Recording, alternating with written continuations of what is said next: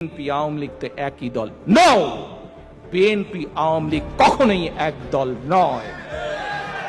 বিএনপির কোন নেতা সংসদে দাঁড়িয়ে বলেনি কোথায় সিরাজ শিকদার। বিএনপির নেতা বলেনি কাজে বিএনপি এবং আওয়ামী লীগ এক নয়। বিএনপি নিজের দলের লোকজনকে বিলিয়নিয়ার বানানোর জন্য কুইক রেন্টাল প্রজেক্ট করেনি। বিএনপি আওয়ামী লীগ এক নয়। বিএনপি রাতের অন্ধকারে ভোট ডাকাতি কখনো নির্বাচন করেনি। বিএনপি আওয়ামী লীগ এক নয়। বিএনপি বটমলেস বাস্কেট করেনি, বরং খাদ্য উৎপাদনের দেশ করেছিল। বিএনপি আওয়ামী লীগ এক নয়।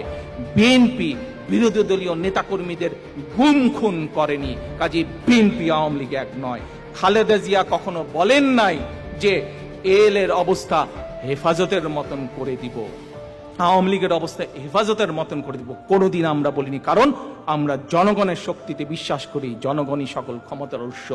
বিএনপি আওয়ামী লীগ কখনো এক নয়।